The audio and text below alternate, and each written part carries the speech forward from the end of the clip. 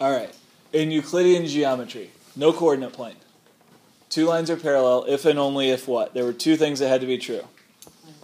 They are coplanar and they don't intersect.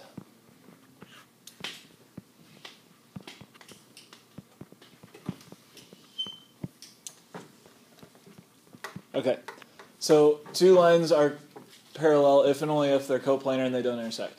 In the coordinate plane, that's still true, but we also know that if they don't intersect, they're going in the same direction. That means they're going to have the same slope. In Euclidean geometry, perpendicular lines have what property? In Euclidean geometry, no coordinate plane. Without the coordinate plane, we don't have slopes. Thanks.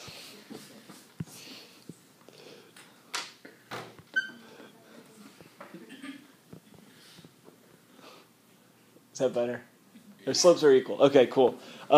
In Euclidean geometry, two lines are perpendicular if and only if they form right angles, or four congruent angles, or four 90-degree angles. I'll put right angles here. Okay, so then we get to this last one here. In analytic geometry, two lines are perpendicular if and only if their slopes are what? What has to be true about their slopes? Let's look at a picture here. I'm going to put a line on the graph here, and then we're going to try to figure out a line, find a line that is perpendicular to that. So if a line's going to be perpendicular to that, first of all, what's the slope of that line? 3? 1/3? You agree with that, Austin? Yeah, sure. Yeah. Okay, so the slope of that line is 1/3. Let's figure out a line. Let's figure out where there's going to be a line that's perpendicular to it, and then figure out what the slope is. So let me do it this way. I'm going to draw a triangle in here.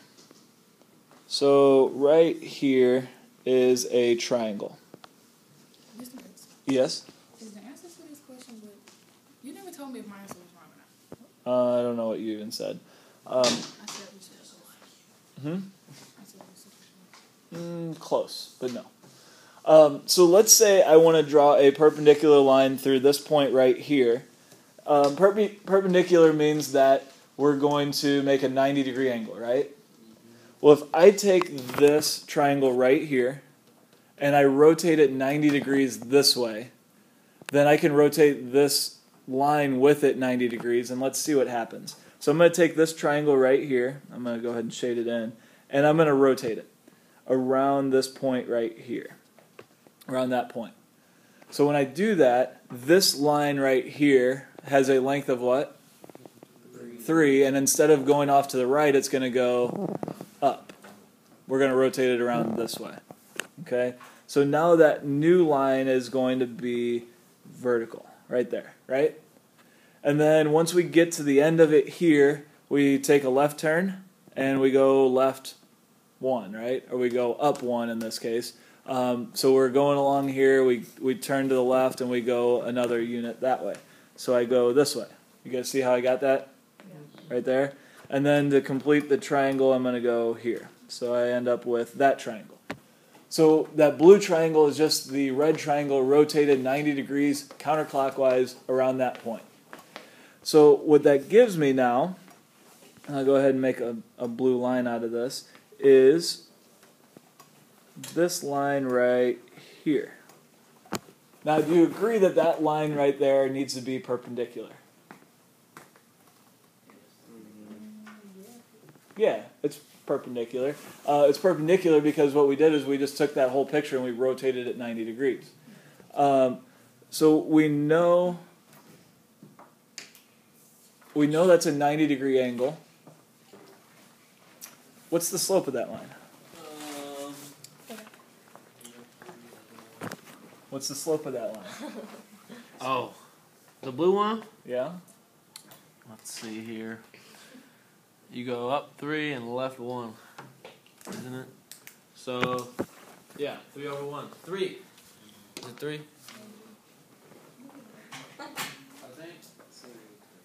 I think when he says 3 over 1, he means what? 3 negative 1. Something like that, isn't it? Well, we want to go from left to right, so let's say we start at this point here. We're going to go down 3 and right 1. So the slope would be negative 3 over 1. Now, how does this slope here compare to this slope here? Are the numbers the same, Austin? The numbers flip-flopped and you add a negative sign? Exactly. So the slope went from positive to negative, and the number or the fraction flipped. What do we call it when the fraction flips? Reciprocal. Tatiana said that a long time ago, actually. So the slope of a perpendicular line, going back to this, two lines are perpendicular if and only if their slopes are opposite reciprocals. Opposite means what? Yeah, if it is negative, it turns positive. If it is positive, it turns to negative. Someone said that. Someone said opposite. Somebody said opposite, you said reciprocals, but nobody put them together. Okay. So two lines are perpendicular if and only if their slopes are opposite reciprocals. Don't forget both of those. Some people will try to tell me that 3 and negative 3 are perpendicular slopes. Some people will try to tell me that 3 and 1/3 are perpendicular slopes. That's not true. The only time that either one of those could possibly be true is a positive 1 slope and a negative 1 slope, because 1 is a reciprocal of 1. So that's the only time that you wouldn't actually have to do the reciprocal. You could just get the answer by taking the opposite. Very rare case, though. All right, so let's just do a few examples here. Let's go through and talk about parallel and perpendicular lines. Before we do anything, though, I want to just talk about some symbols here. What does the symbol for parallel lines look like? You gotta look at the line, because it's the little line, the one coming up. It's like a vertical line. Nope. No, the vertical and the line. Yes. I give up. The symbol for parallel lines is parallel lines. That ain't what you said. Parallel line. Watch the video, see what I said. I don't know what I said. I thought you said perpendicular. I may have. Watch the video. Okay. Watch the video and listen to Austin make a fool of himself. Yeah. And what's the symbol for perpendicular lines? Tatiana? Tatiana, you don't know? I don't know anymore. Is it Vertical like line, the the horizontal thing? line. Yes, but it's basically an upside down capital T. All right, so when I use those symbols, you need to know what I'm referring to. So in this first example here, how are we going to find the slope of a line that's parallel to the line y equals 2/3 x plus 7? First of all, does the plus 7 mean anything here? No? Yeah. It means something. It actually doesn't. As far as what we're trying to do, the 7 means absolutely nothing. All we need here is what, Miles? The slope. So the slope, which is the number that's being multiplied by x, 2/3 here, is all we need. So if the slope of this line is 2/3, what's the slope of a parallel line going to be? 2/3. It almost seems like a trick question. It's so easy, right? And this is a slightly more difficult problem. What is the slope of a perpendicular line going to look like? What's that going to be? Negative 3 over 2.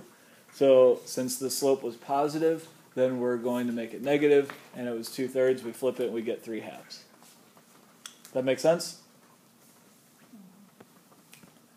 All right, so the next one, let's go ahead and just do these together. What's the slope of a parallel line going to be for y equals 2x minus 17? Yeah, the slope of this one is 2, so the slope of a parallel line is going to be 2, or you could say 2 over 1. Either one of those would be okay. How about the slope of a perpendicular line? Negative 1 over 2. All right, in this next equation, the number that's being multiplied by x is 2, so the slope is 2, right? You gotta get one. What'd you say, Tatiana? You gotta get one by itself. Yeah, this equation is not in slope-intercept form. The only time the slope is the number in front of x is when we have y by itself, when we have the equation in slope-intercept form. So what are we going to do, Tatiana, to get y by itself? Subtract 2x. Okay, subtract 2x from both sides of the equation, and we get 5y equals, should I do 15 minus 2x or negative 2x plus 15? Yeah, the convention is to put the variable term first and the constant term second, so we would want to say negative 2x plus 15. And then what do we do to get y by itself now? Divide by 5, we get y equals, we have to divide everything by 5, so we're going to do negative 2/5 x plus 3. And really that plus 3 means nothing, right? Because all we really care about is the slope. So the slope of this line is negative 2/5, which means that the slope of a parallel line is going to be negative 2/5. And the slope of a perpendicular line will be positive 5/2. Any questions about this? Hopefully this is so easy that you don't even have to think You about have it. a worksheet on this? Oh yeah.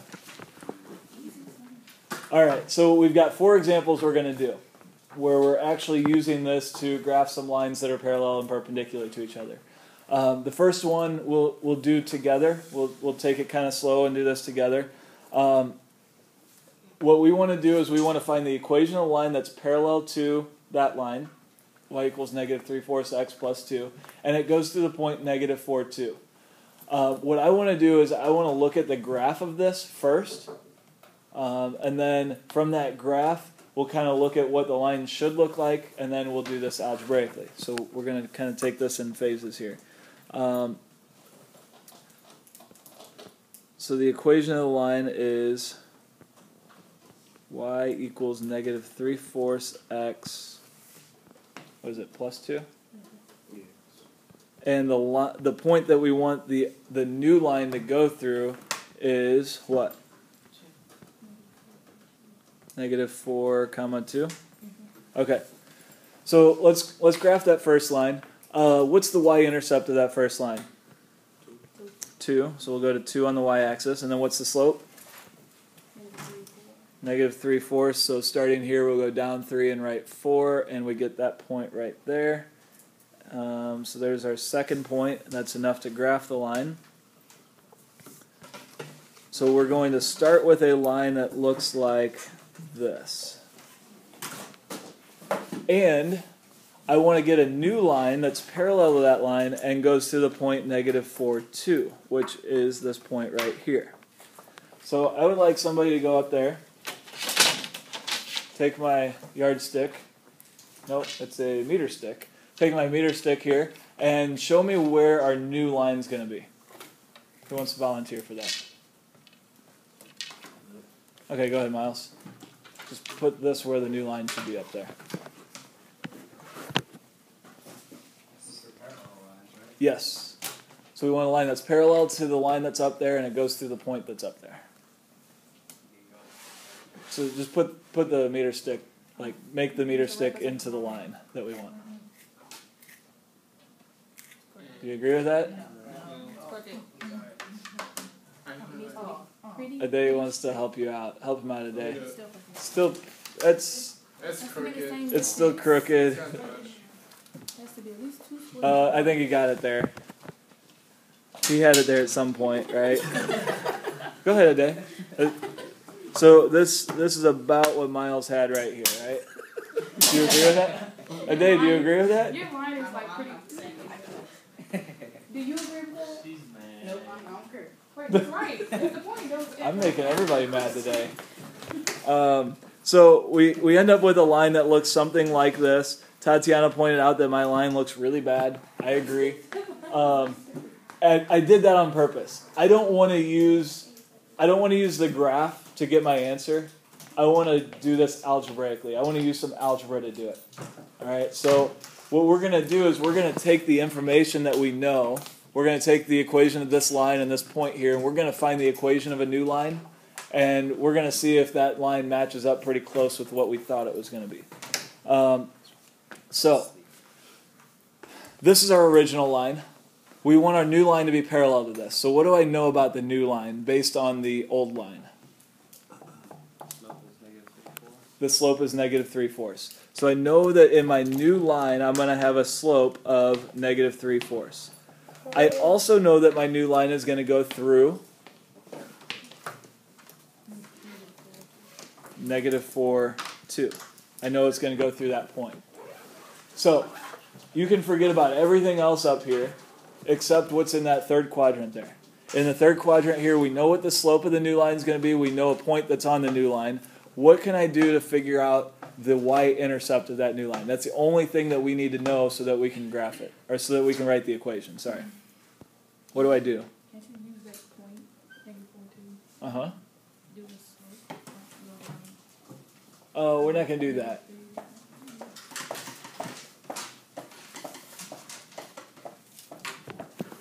Any ideas? Yeah, that's exactly right. We did examples exactly like this before. We're going to take the information that we know, the slope and a coordinate, an x and a y, and plug it into the y equals mx plus b formula. So we have y equals mx plus b, and we know what the slope is, that goes there. We know what x is, that goes there. We know what y is, that goes there. And we end up with what? 2 equals negative 3/4 times negative 4 plus b. Good. I'll give you about 10 seconds to solve that. What do we end up with b here? B equals negative 1? I agree with that. So what is the equation of our new line going to be? Y equals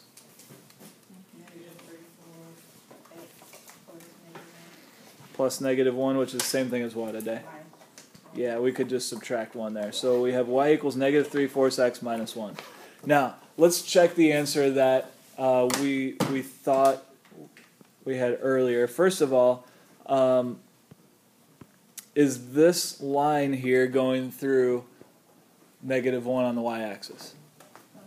No. So if I had drawn a line as poorly as I did here and then tried to guess the answer, I would have guessed about negative 1.5 instead of negative 1. Guessing's not good. So let's go ahead and get rid of that. If you are really accurate about it, then you could get the right answer still. So we got a y-intercept of negative 1, a slope of negative 3/4, so I'll go down 3 and write 4 from there, and graph the line that goes through those 2 points. And hopefully that line is also going to go through the other point, right? Did it work? Okay, so 2 questions. Is our new line, the purple one, parallel to the original line? Are they parallel? Yeah. And I know they're going to be parallel. I know they're never going to intersect, because if I start at a point here, I'm going to go down 3 and right 4 to get to a new point. And I do the same thing on the new line. I go down 3 and right 4. And every time I get to a new point, I go down 3 and right 4, and they're keeping the same distance from each other, which is exactly what Miles said had to be true for parallel lines. So because of that idea of slope, they're never going to get closer to each other or farther from each other. They're going to stay the same distance. Okay, so they are parallel to each other. Does the new line go through the point that we wanted it to? Yes. So we did a good job. Yay. Let's try to do another good job.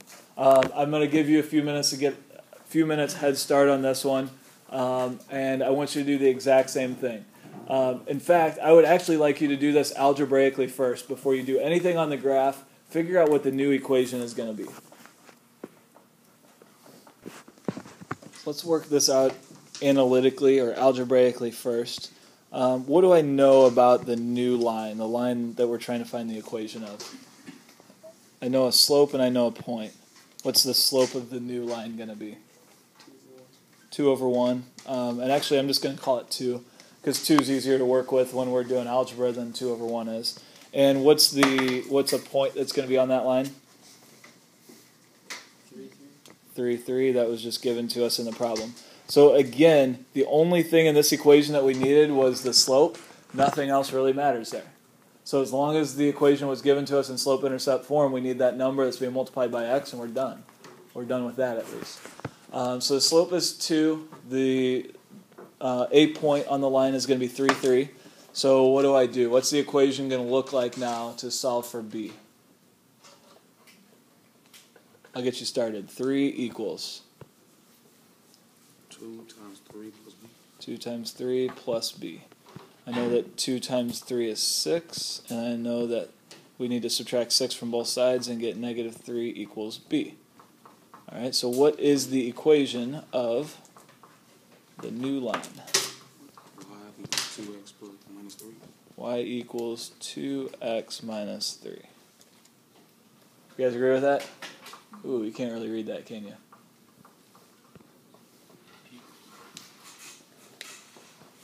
All right, so we've got the equation y equals 2x minus 3. Let's see if that actually works. Let's go to the graph. I'm going to need a little bit of help here. What was the equation of the original line? 2x minus 1? Mm-hmm. All right, and we wanted it to be parallel to that and go through the point 3, 3. Mm-hmm. And the equation that we got was y equals 2x minus 3. All right, so let's graph all this stuff and see what happens. Y equals 2x minus 1. The y-intercept is negative 1. The slope is 2 over 1, so we're going to go up 2 and right 1. We get that point, and then draw the line through it. And I'm going to try to draw this as accurately as I can so that we have a slope of 2 everywhere. We get something like that. And then I also want that line, the new line, to go through the point 3, 3, right there. So let's graph the new line now. It's going to have a y-intercept of negative 3. Slope is 2 over 1 again, so we're going to go up 2 and right 1, get the new point there, and then as accurately as I can so that we have a consistent slope everywhere. We get that line. So let's check the two questions that we need to ask. Are the two lines parallel? Does it go through the point? So did we do good? Cool. Dante's excited. All right, so let's look at a slightly different kind of problem. Only different because now we want the lines to be perpendicular and not parallel. So we want to find the equation of the line that's perpendicular to the line that's given, and it goes through that point. Just like the last one, we can do this algebraically first. We can do it without even looking at a graph, and then we can confirm our answer on the graph. So let's talk about what kind of information we know. We'll do this one together, and I'll let you do the second one by yourself. What do we know about the new line? It's perpendicular to that one, right? The old one? So what is the slope of the perpendicular line going to be? 3/4? Negative 4/3? 4/3? Okay, it's got to be the opposite, which means that the negatives become a positive, and it's got to be the reciprocal. So it's going to be positive 4/3. Okay, so the negative became a positive, the 3/4 became a 4/3. And again, it's going to go through this point that's not on the line, the point 3, 3. And we just plug that into the equation. So we have 3 is y, 4/3 is m, 3 is x, and we don't know what b is. The 3's will cancel here. So we're going to have 3 equals 4 plus b, and that means that b equals negative 1. Now using that, we can write the equation of the line.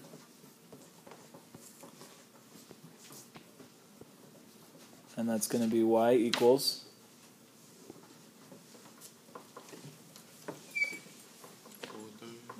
4/3 x. Don't forget the x. Some people forget the x even. That would be bad. 4/3 x minus 1. That's going to be, hopefully, the equation of a line that's perpendicular to our original line, perpendicular to this one, and goes through that point. So let's do the same thing we did before. Let's graph it and see how it works out. So our original line was y equals negative 3/4 x plus 2. And we wanted to go through the point 3, 3. And our new line, we got an equation of, what was it? Y equals minus 1. Okay, thanks. All right, so our original line, where's the y-intercept? 2. And then the slope? Negative 3/4. That means we go down 3 and right 4. We actually graphed this line already, didn't we? Yep. So there's the new line. Or I'm sorry, that's not the new line. That's the original line. And we want the new line to go through this point at 3, 3 and be perpendicular to the original line. So let's go ahead and graph the new line. What's the y-intercept of the new line? Negative 1. And the slope? 4/3. So we're going to take, from this point, we're going to go up 4 and right 3. And we actually get to the point that we started with, so we know it's going to go through that point. And graphing it, we get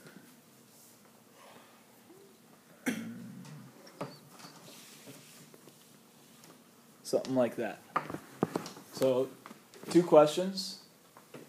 Are they perpendicular? Yeah. Assuming that the scales are the same. Now, there's something interesting that could happen here. The lines could be perpendicular but not look perpendicular if the scales are different on the axes. So if the one axis has bigger tick marks than the other one, or has a bigger scale than the other one, then they're actually not going to look perpendicular even if they are. So the only time that they'll actually look perpendicular is if we have the same scale on the axes. They do look like they're perpendicular here because we have the same scale. And does it go through the point? Yeah, we know it goes to the point because we ended up with that point when we plotted the slope. All right, last example. I'm going to give you a couple minutes head start again. I want you to find the equation of the line that's perpendicular to y equals 2x minus 3 and goes to the point negative 2, 2. Do it algebraically first and then verify it. What are we going to know about the new line here? Slope is? Okay, so the slope of this line is 2. So the slope of the new line is going to be negative 1/2. And it's going to go through the point negative 2, 2. We're plugging in what we know.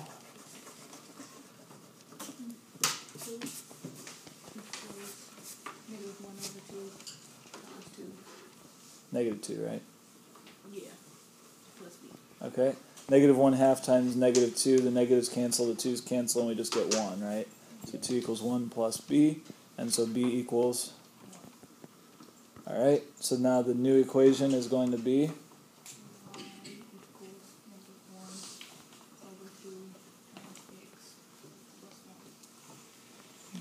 Sorry. So y equals negative 1/2 x plus 1. There's your new equation.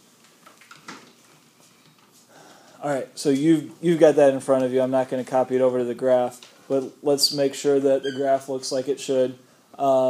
What is for the original line, what's the y-intercept? Negative 3. And what's the slope?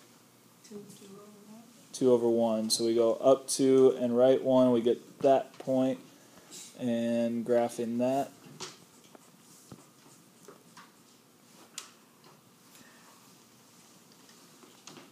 There we go.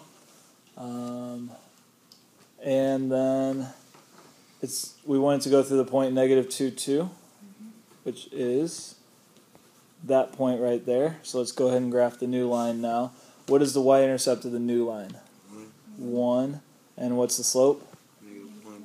negative 1 over 2. So we're going to start at this point and go down 1 and right 2. So we get to this point right here. And you can see that those three lines already look like they're, or I'm sorry, those 3 points look like they're in a line. But we can go ahead and draw the line through them and confirm that we have a line that's not only perpendicular to the original line, but also goes through the point that we wanted it to. Any questions about this?